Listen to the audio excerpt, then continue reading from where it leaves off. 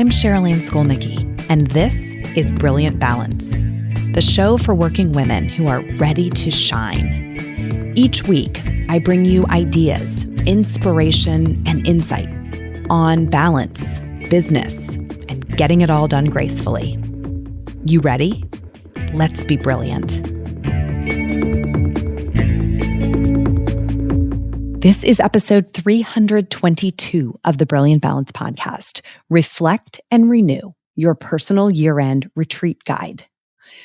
So I don't know about you, but I fundamentally feel like time is accelerating as the years go by. It is just astonishing to me that here we are at the end of another calendar year. In so many ways, I feel like we just started 2023. And the fact that we are now here sitting at the very last week of the year doing a year in review episode is crazy to me. I am just blown away by how quickly this year has gone by. So many things happened in our family life this year and within the company and our community this year. And maybe that's why, maybe because there was just a lot happening, sort of moving us along from month to month and even week to week and day to day. But I feel like this is the sentiment collectively of so many women in this community and in my local community as well. So what I want to invite us to do is to just press pause for a minute between now and the very last day of this year to steal away from all of our family members and the pile of work and pile of gifts that's kind of calling our name, asking us to organize everything and tie everything up in a tidy bow. And to find a little bit of quiet time to reflect on what this year has meant to us or done for us within the container of this kind of interstitial of a week, this week that sits in between all of the holiday hustle and bustle and the beginning of a brand new year, because we all know the kind of energy that shows up at the beginning of that new year.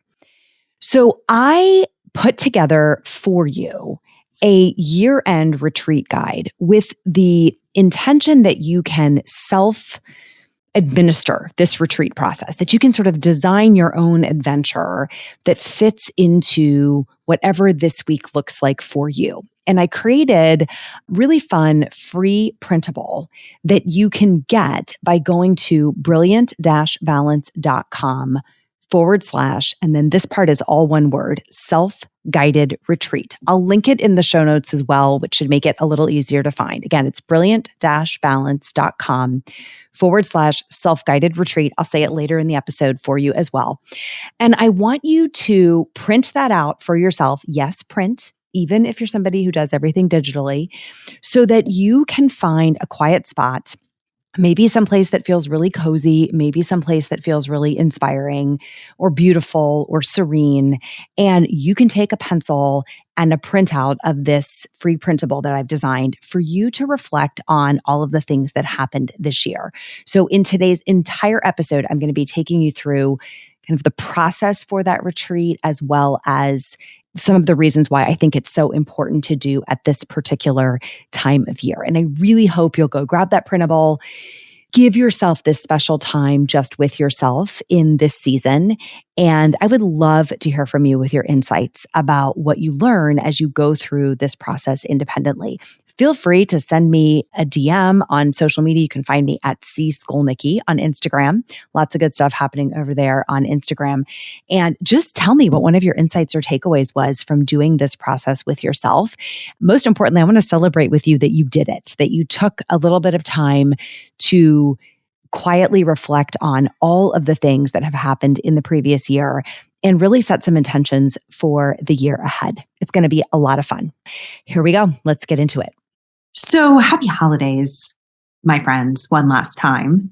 It's been a month, hasn't it? Or maybe 6 weeks or 8 weeks, depending on when you start your preparations for the holidays. And here we are sitting at this kind of sacred interstitial, this week in between the holidays. In my case, we celebrated Christmas, whether you celebrated Hanukkah or Christmas. And then as we're getting ready to turn the page to the new year, there's this space in between where we tend to hunker down and cozy up with our people. In my case, there's usually a lot of fires in the fireplace and books to be read and downtime if we do it right. If we do it the way I like to do it, that is. And I started a while back trying to do a thinking day between Christmas and New Year's. I think it's naturally a very reflective time of year. The days are short, it gets dark early, it's cold, and we know that we're on the precipice of something new. And that holds so much possibility that it can give us the nudge that we need to press pause on all of the things happening around us and give ourselves a little bit of an opportunity to reflect. And I started calling it a thinking day once I heard that Bill Gates did that, because that was good enough for me.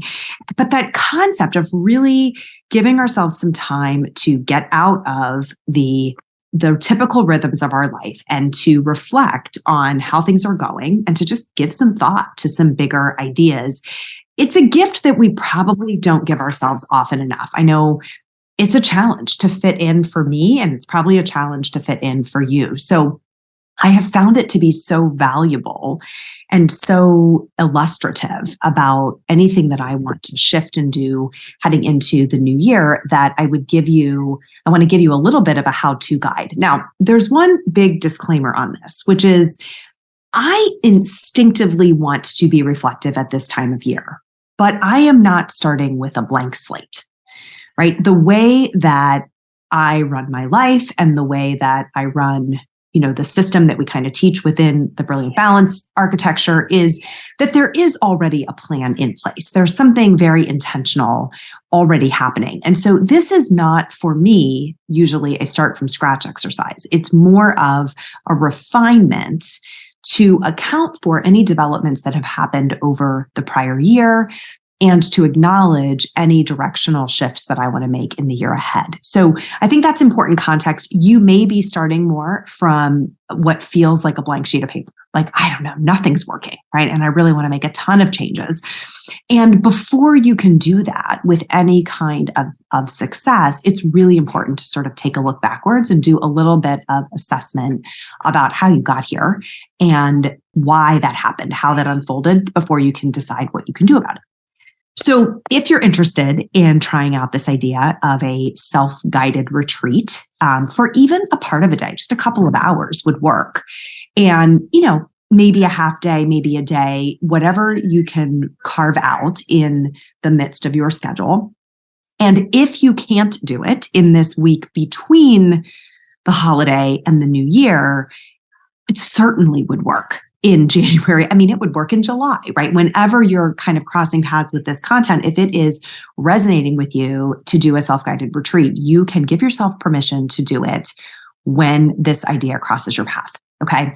I want to get into a little bit about how, and then I am actually going to share with you a printable guide that you can use to keep yourself on track throughout the retreat. Some ideas about ambiance and location and some tools you might want to have with you. And then most importantly, prompts, right? Prompts for thoughts that you want to journal your way through in any style of journaling that makes sense to you. So that is downloadable for you. In fact, I'll go ahead and give you the URL for that now. And of course, we're going to link that for you in the show notes. It's going to be at brilliant-balance.com / and then this part's all one word, self-guided retreat.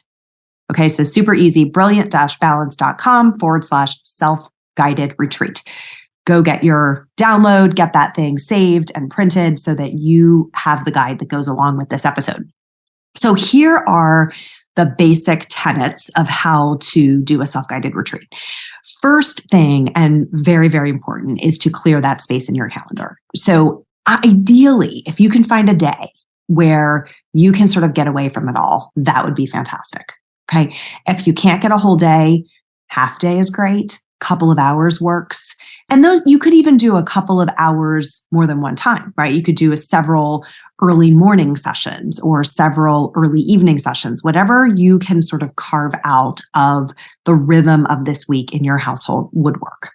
But I like to have some uninterrupted time to think. And candidly, I do like a bit of an echo. I like to say, okay, that was my first pass through these questions. I got them on paper. Now I'm going to go let that simmer. I'm going to let it percolate. I'm going to let it sink in. And typically then when I come back to it, there's some new level of clarity because somehow those dots have kind of magically connected themselves while I wasn't thinking about them. It's like the power of diffusive thinking. So clearing a space in your calendar is the first thing that you want to do. Second thing I do is choose a really great spot where I want to be, where the energy is really good for me to do this work. So for some people, that could be in your home. If I can be alone in my home or in a part of my home, this works beautifully for me. I love my house. I feel really lucky to live here. There's a lot of corners that honestly, I don't even spend a lot of time in, that when I go to that particular spot, it feels a little bit unconventional. I can get a little shift in the energy. So you absolutely can do this at home. I have also done this thinking day in a place where I've purposefully shifted my environment as a way to shift my thinking. So I've gone to hotel lobbies, like a great hotel, great public space in the lobby, found a parking spot and just set up shop for some time, at a table. I've done this in libraries. I've done it in bookstores.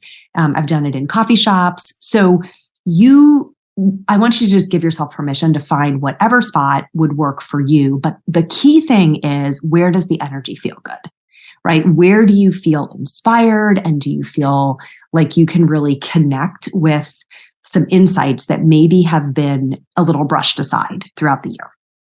Third thing that I do is I do give myself a guided process. So again, that's what I'm doing with this download for you, is I'm trying to give you a little bit of a guided process, because otherwise I find that it is very easy for me to not know how to begin, and I can get stuck for a while sort of staring at the blank page, or worse, going down other rabbit holes on the internet, right? Opening up a window of something, and then before I know it, I'm 6 New York Times articles in instead of doing what I came to do. So the guided process helps me know how to begin, and it also helps me know when to end or how to end, right? When I reach the end of the prompts, I'm like, okay, this is the natural end of this process. Again, otherwise, I can be a bit of an overachiever and just sort of keep going and feel like I haven't gotten the big insight yet. And so it's hard to put it down. So a guided process gives me those guardrails around the beginning and an ending, and gives me sort of the through line to follow throughout the day.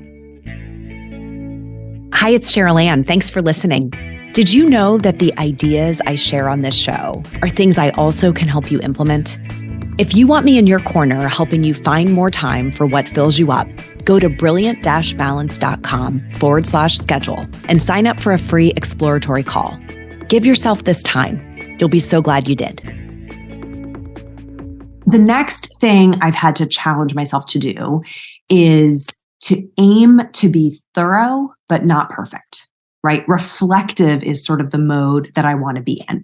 So contemplative, reflective, thoughtful, but there's not a perfect way to do this. And I typically have to remind myself that I'm not turning this in anywhere. No one is judging or reviewing or grading my efforts. So it's really whatever it takes for me to excavate those insights. And so that means that I can write in incomplete sentences. I don't have to have perfect handwriting if I'm doing it by hand. And pro tip, I always do this in pencil.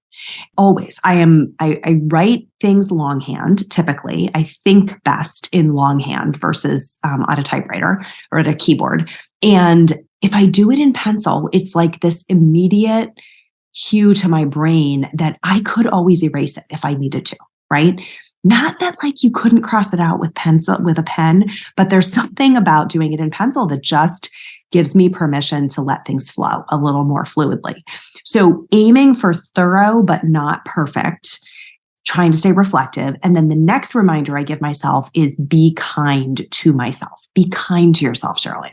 Because if you are like me and you lean toward critical, if sort of your natural nature is to be self-critical, then this is an opportunity for you to reflect on the last year only through a critical lens. And what's really important is that there is a balanced perspective on the year. So the prompts that I am giving you will sort of naturally drive you in both directions. They will ask you to think about things that energized you or that you are particularly proud of, or compliments that you received, right? The prompts will guide you to look for the positive, and they will give you an opportunity to acknowledge things that got in your way, things that stand out as being particularly difficult or draining, things that you did not finish that you intended to. So you will, through the prompts, get to both. The reminder I have to give myself is be kind, be at least balanced in my perspective as I reflect backwards. And then I always have to remind myself that I have permission not to know exactly what's next. The purpose of this exercise is not to develop a complete plan. It is to pull insights and patterns and themes and reflections out of the year. And so I have to give myself permission to stop there and not necessarily tie this up in a bow with a well-crafted, 5-point plan. I think it's helpful to have a few themes, a few takeaways or lessons, or even, goals or dreams that are bubbling to the surface as you think forward. But having a specific plan to know exactly what's next, that's not the point of this exercise. And candidly, I don't think it's possible inside of the time that you're probably going to be able to allocate, right? I need a break after thinking. I need that percolating time for the thoughts to bubble before I would be ready to really to transform that into a plan. So this is retreat, reflection, right? Celebration, excavation, not planning. And because of that, I also try to, it's hard to make time for myself to get away from, I can tell myself, oh, but the kids are home and I should spend time with them, or family I can be visiting with, or, oh, I could really take those decorations down, whatever the things are that are pulling at you. I like to lean into a few special touches in the day that make it a little bit of a celebration, right? A little bit of an elevated experience that makes it special and makes it something that I'm looking forward to. And I'm sort of rewarding myself for making the time to do this.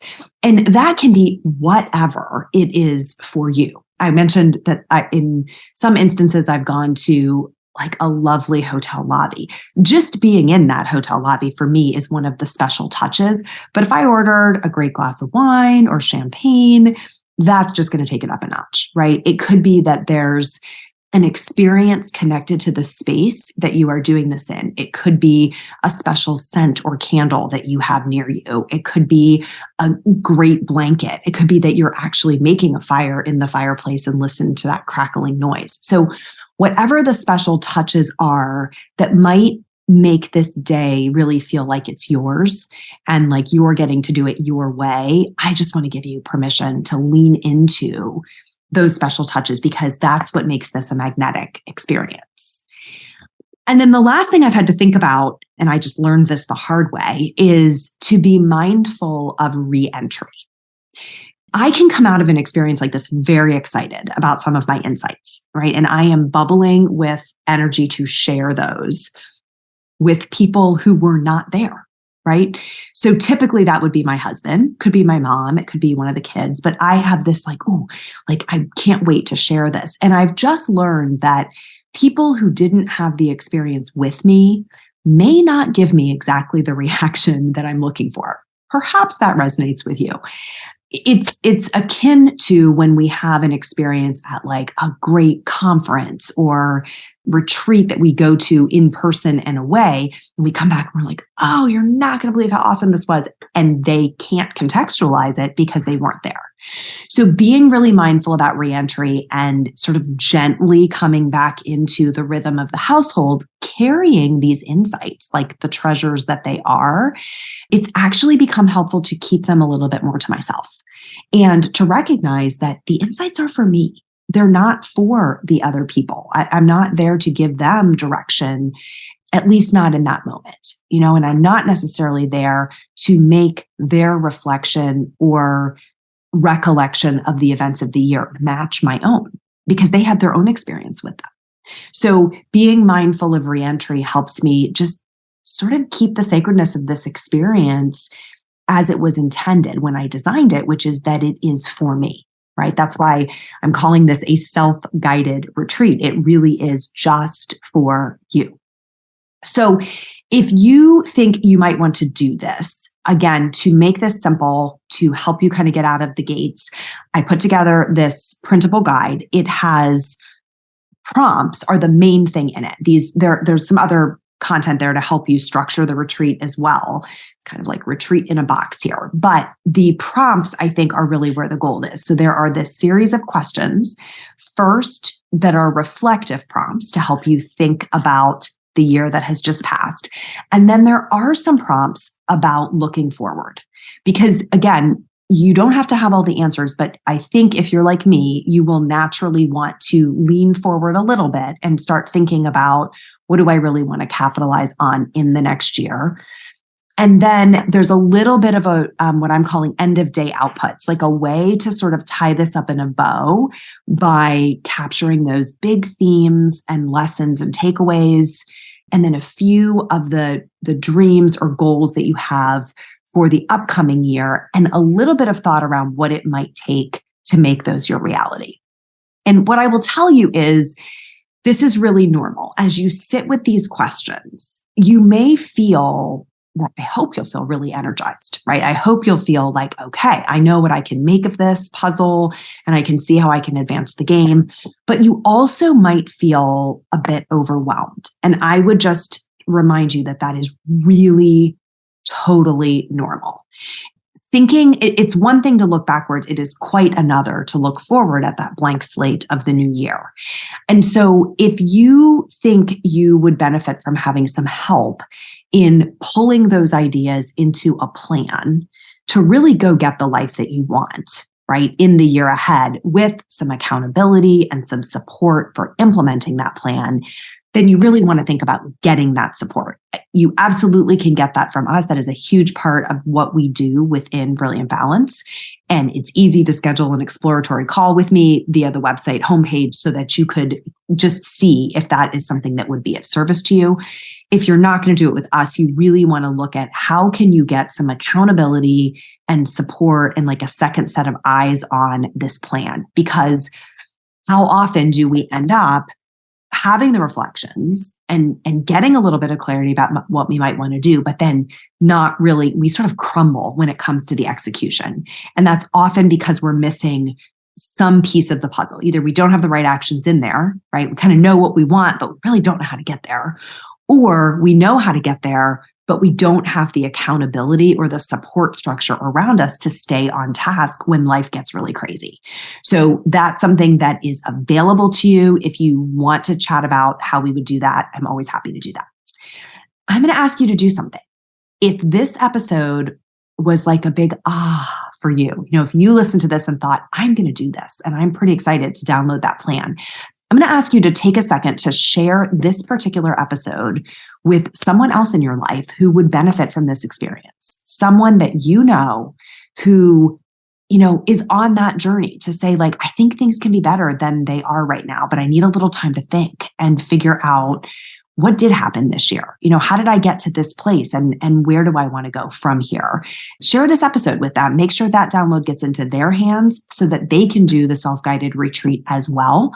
And I would love it if you would share this with somebody in your life who you think could benefit. All right. Happy holidays once again to you and yours. That is all for today, my friends. Till next time, let's be brilliant.